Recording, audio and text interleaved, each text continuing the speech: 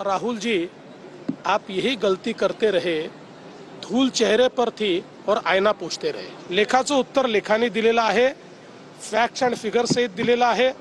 त्याच्यामुळे मला असं वाटतं की आता तरी राहुल गांधी अशा प्रकारचं बोलणं सोडतील। एक आमच्या विरुद्ध तुफान आणण्याचा प्रयत्न केला विरोधकांनी, त्यात ते सक्सेस झाले।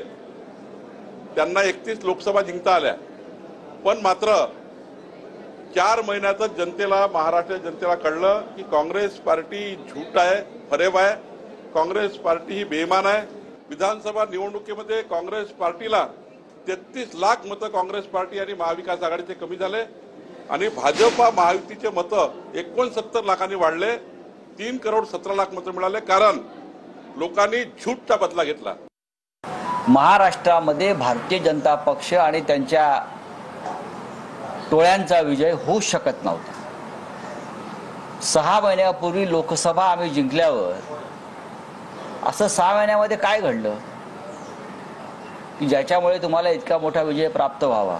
एकतर्फी हे लाडकी बहीण वगैरे हे सगळं ठीक आहे, या आवरणाखाली तुम्ही ही निवडणूक हायजॅक केली। मी तर नेहमी म्हणतोय